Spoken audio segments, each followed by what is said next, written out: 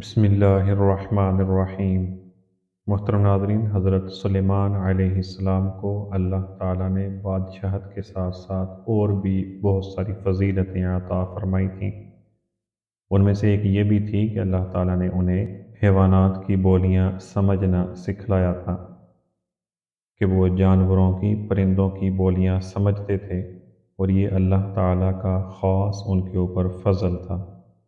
اللہ تعالیٰ نے یہ جو نعمت حضرت سلیمان علیہ السلام کو دی ہوئی تھی، حضرت سلیمان علیہ السلام شکرانے کے طور پر اس کو فضل مبین قرار دیتے تھے، جس کا ذکر اللہ تعالیٰ نے قرآن مجید کی سورۃ النمل میں کیا ہے۔ احادیث کی بعض روایات سے منقول ہے کہ ایک مرتبہ حضرت سلیمان علیہ السلام کے زمانے میں بارش نہیں ہوئی، قحط کی حالت پیدا ہو گئی۔ حضرت سلیمان علیہ السلام اپنی جماعت کے ساتھ صلاۃ استسقاء یعنی بارش کی طلب کی دعا مانگنے کے لیے میدان میں نکلے۔ راستے میں دیکھا کہ ایک چیونٹی اپنے اگلے پیر اٹھائے آسمان کی جانب نظر کیے ہوئے دعا کر رہی ہے۔ وہ دعا یہ کر رہی تھی: خدایا، ہم بھی تیری مخلوق ہیں اور تیرے فضل و کرم کے محتاج ہیں، ہمیں بارش سے محروم رکھ کر ہلاک نہ کر۔ جب اس کی یہ دعا ختم ہوئی تو حضرت سلیمان علیہ السلام نے قوم سے فرمایا: واپس چلے جاؤ، ایک حیوان کی دعا نے ہمارا کام پورا کر دیا ہے، اب بارش ضرور ہوگی۔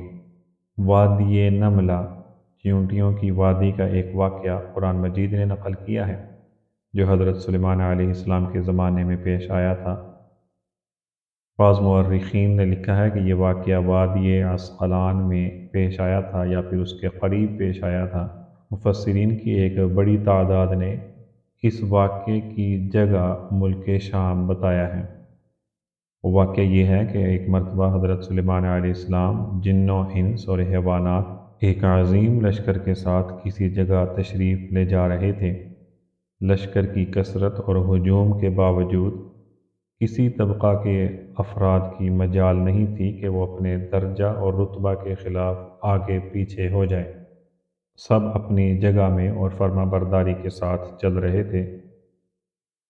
چلتے چلتے وہ لشکر ایک ایسی وادی میں پہنچا جہاں چیونٹیاں بہت زیادہ تھیں اور پوری وادی ان کا مسکن بنی ہوئی تھی۔ وہاں پر چیونٹیوں ہی کی رہائش تھی۔ چیونٹیوں کے سردار نے حضرت سلیمان علیہ السلام کے اس عظیم لشکر کو دیکھ کر اپنی قوم سے کہا کہ اے چیونٹیوں، تم فوراً اپنے اپنے گھروں میں داخل ہو جاؤ، کہیں سلیمان اور ان کا لشکر تمہیں بے خبری میں روند نہ ڈالے۔ حضرت سلیمان علیہ السلام نے چیونٹیوں کے سردار کی جب یہ بات سنی تو انہیں ہنسی آ گئی۔ اس عظیم انکشاف پر اللہ تعالیٰ کا شکر ادا کیا اور مزید نیکی اور پرہیزگاری کی دعا کی۔ وادی نملہ کا یہ واقعہ اللہ تعالیٰ نے قرآن مجید کی سورۃ النمل کی آیات 15 سے 19 تک ذکر کیا ہے۔ قرآن مجید میں اللہ تعالیٰ نے حضرت سلیمان علیہ السلام کے مزید واقعات بھی ذکر کیے ہیں، جن میں سے ایک ہدہد کا واقعہ اور دوسرا ملکہ سبا کا واقعہ ہے۔ ایک مرتبہ حضرت سلیمان علیہ السلام اپنے پورے جاہ و جلال کے ساتھ تخت پر بیٹھے ہوئے تھے۔ انسان، جنات، حیوانات بھی صف در صف کھڑے تھے۔ حضرت سلیمان علیہ السلام ان کا معائنہ فرما رہے تھے کہ پرندوں کی صف میں ہدہد پرندہ موجود نہیں تھا۔ اس کی غیر حاضری کو محسوس کر کے آپ نے پوچھا کہ کیا بات ہے، میں ہدہد کو یہاں پہ نہیں دیکھ رہا ہوں۔ اگر وہ واقعی غیر حاضری کا مرتکب ہوا تو میں اس کو سخت سزا دوں گا یا پھر اس کو ذبح کر ڈالوں گا۔ ہاں، اگر اس نے کوئی اپنی غیر حاضری کی معقول وجہ بتا دی تو اس کو چھوڑ دیا جائے گا۔ ابھی یہ بات ہو ہی رہی تھی کہ وہ ہدہد سلیمان علیہ السلام کی مجلس میں حاضر ہو گیا اور حضرت سلیمان علیہ السلام سے کہنے لگا: میں ایک ایسی یقینی اطلاع لایا ہوں جس کی خبر آپ کو اس سے پہلے حاصل نہیں تھی۔ وہ یہ ہے کہ یمن کے علاقے میں ملک سبا کی ایک ملکہ رہتی ہے جو ملک پر حکومت کرتی ہے، اور اللہ نے اس کو سب کچھ دے رکھا ہے۔ اور اس کا تخت اپنے خاص خوبیوں کے اعتبار سے نہایت عظیم الشان ہے۔ ملکہ اور اس کی قوم آفتاب پرست ہے، یعنی وہ سورج کی عبادت کرتی ہے، اور شیطان نے انہیں گمراہ کر رکھا ہے۔ وہ خدائے واحد کی عبادت نہیں کرتے، اور شیطان نے ان کی آفتاب پرستی یعنی سورج کی پرستش کو ان کے لیے خوشنما بنا دیا ہے۔ حضرت سلیمان علیہ السلام نے یہ سن کر فرمایا، اچھا، تیری بات کی صداقت کا ابھی علم ہو جائے گا۔ اگر تو سچا ہے تو میرا یہ خط لے جا اور اس کو ان تک پہنچا دے۔ وہ ملکہ خط پڑھ کر اہل دربار سے کہنے لگی کہ ابھی ابھی میرے پاس ایک معزز مکتوب آیا ہے، جس کی عبارت یہ ہے کہ یہ خط سلیمان کی جانب سے ہے اور اللہ کے نام سے شروع ہے، جو بڑا مہربان رحم والا ہے۔ تمہیں ہمارے اوپر سرکشی اور سربلندی کا اظہار نہیں کرنا چاہیے، اور تم میرے پاس اللہ کے فرما بردار بن کر آؤ۔ تاریخ یہ بتلاتی ہے کہ قدیم زمانے میں خطوط رسانی کا کام پرندوں سے بھی لیا جاتا تھا۔ پرندوں کو اس حد تک سکھایا جاتا تھا، جس کسی کو خط پہنچانا ہوتا تھا اس سمت پرندے کو اڑا دیا جاتا تھا۔ وہ ٹھیک ٹھیک اسی سمت اڑتا ہوا مرسل یعنی جہاں پیغام بھیجا جا رہا ہے وہاں تک پہنچا دیتا تھا۔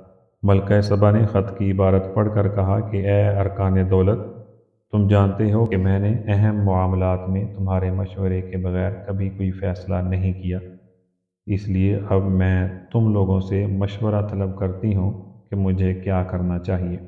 تو ملکہ سبا کے لوگوں نے کہا کہ جہاں تک مرعوب ہونے کا تعلق ہے، اس کی قطعاً کوئی ضرورت نہیں، کیونکہ ہم زبردست طاقت ہیں اور جنگی قوت کے مالک ہیں۔ رہا آخری فیصلہ، وہ آپ کے ہاتھ میں ہے، جو مناسب ہو اس کے لیے حکم کی ضرورت ہے۔ ملکہ نے کہا، بے شک ہم طاقتور اور صاحب اقتدار ہیں، لیکن سلیمان علیہ السلام کے معاملے میں ہمیں عجلت نہیں کرنی چاہیے۔ پہلے ہمیں ان کی قوت اور طاقت کا اندازہ کر لینا چاہیے، کیونکہ جس عنوان کے ساتھ یہ خط لکھا گیا ہے وہ ایسا نہیں کہ اس کو نظر انداز کر دیا جائے۔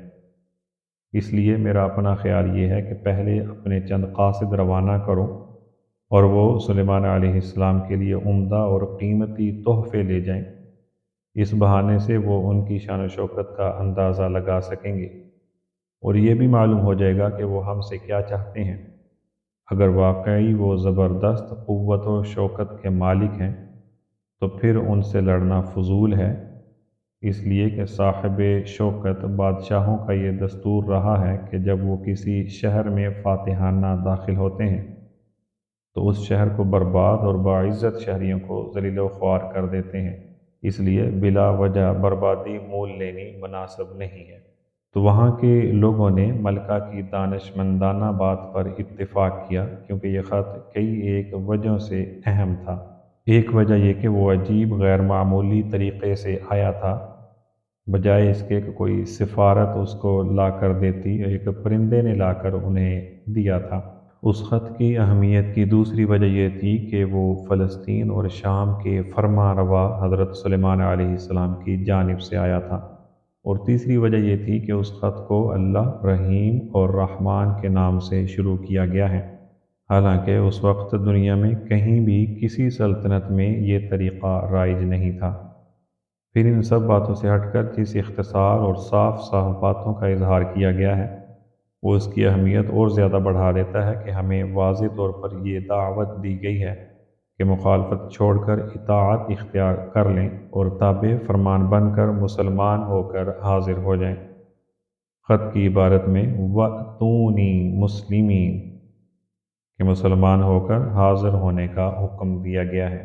مسلمین اس کے دو مطلب ہو سکتے ہیں، ایک یہ کہ مطیع بن کر یعنی تابع فرمان بن کر حاضر ہو جائیں، دوسرے یہ کہ دین اسلام قبول کر کے حاضر ہو جائیں۔ بہرحال قاصدوں کا انتخاب کیا گیا اور تحفے اور تحائف میں قیمتی اشیاء رکھے گئے۔ تاریخی روایات میں جہاں بے شمار تفصیلات ہیں، وہاں چند خصوصی چیزیں یہ بھی تھیں: کچھ سونے کی اینٹیں، کچھ جواہرات اور 100 غلام، 100 کنیزیں، اور ساتھ ہی ملکہ کا ایک خصوصی خط جس میں اہم سوالات تھے۔ حضرت سلیمان علیہ السلام کو اللہ تعالیٰ نے اس کے تحفے کی تفصیلات ان کے پہنچنے سے پہلے بتا دی تھی۔ حضرت سلیمان علیہ السلام نے جنات کو حکم دیا کہ دربار سے 30 میل کی مسافت میں سونے چاندی کا فرش بچھا دیا جائے اور راستے کی دونوں اطراف میں مختلف قسم کے جانوروں کو کھڑا کر دیا جائے۔ اسی طرح اپنے دربار کو خاص اہتمام سے مزین کیا جائے اور اس کے دائیں بائیں 4,000 سونے کی کرسیاں ایک طرف اہل علم کے لیے اور دوسری طرف اہل دربار وزرائے سلطنت کے لیے رکھ دی جائیں۔ جواہرات سے پورا دربار مزین کیا گیا۔ ملکہ سبا کے قاصدوں نے راہ میں سونے کی اینٹوں پر جانوروں کو کھڑا دیکھا تو اپنے تحفے سے شرما گئے۔ آگے بڑھتے گئے تو پھر انہوں نے چرند اور پرندوں کی صفیں دیکھیں، پھر جنات کی صفیں دیکھیں تو مرعوب ہو گئے، لیکن جب حضرت سلیمان علیہ السلام کے قریب پہنچ گئے تو ان کی تواضع اور ان کے اکرام سے مانوس ہو گئے اور وہ خوف جاتا رہا جو حضرت سلیمان علیہ السلام کے بارے میں ان کے دل میں پیدا ہو گیا تھا۔ ملکہ سبا کے تحفے پیش کیے گئے۔ حضرت سلیمان علیہ السلام نے فرمایا، تم نے اور تمہاری ملکہ نے میرے پیغام کو غلط سمجھا، شاید تم نے یہ سمجھ لیا کہ میں ان قیمتی اشیاء سے خوش اور راضی ہو جاؤں گا، حالانکہ تم دیکھ رہے ہو کہ اللہ تعالیٰ نے مجھے کیا کچھ عطا کیا ہوا ہے، لہذا تم اپنے تحفے تحائف واپس لے جاؤ اور اپنی ملکہ سے کہنا کہ اگر تم نے میری اطاعت نہیں کی تو میں ایسے عظیم لشکر کے ساتھ اس ملک سبا تک پہنچ جاؤں گا اور پھر تم لوگ اس کا مقابلہ کرنے سے عاجز ہو جاؤ گے اور بالآخر تم سب لوگ ذلیل و خوار ہو کر شہر بدر ہو جاؤ گے۔ قاصدوں نے واپس جا کر ملکہ سبا کو پوری یہ کہانی سنائی اور حضرت سلیمان علیہ السلام کی شان و شوکت کا جو انہوں نے مشاہدہ کیا تھا وہ سارا تفصیلاً سنایا۔ خاص طور پر یہ بات کہی کہ ان کی حکومت نہ صرف انسانوں پر ہے بلکہ جن اور چرند اور پرندوں پر بھی ان کی حکومت ہے۔ ملکہ نے اور ان کے جو درباری لوگ ہیں انہوں نے جب یہ تفصیل سنی تو سب نے یہ فیصلہ کیا کہ حضرت سلیمان علیہ السلام سے لڑنا اپنی موت کو دعوت دینے کے برابر ہے۔ بہتر یہی ہے کہ ان کی خدمت میں حاضر ہو کر اطاعت قبول کر لی جائے۔ چنانچہ ملکہ سبا اپنے ارکان دولت اور خادموں کے ساتھ حضرت سلیمان علیہ السلام کے پایہ تخت فلسطین کی جانب روانہ ہو گئیں۔ ملک سبا سے فلسطین کی یہ مسافت تقریباً 1,500 میل سے زائد بتائی جاتی ہے۔ ملکہ سبا جب بیت المقدس کے قریب پہنچ گئیں اور 1 یا 2 دن کی مسافت باقی رہ گئی تھی کہ حضرت سلیمان علیہ السلام کو وحی الہی کے ذریعے معلوم ہو گیا کہ ملکہ سبا اطاعت اختیار کرنے کے لیے آ رہی ہیں۔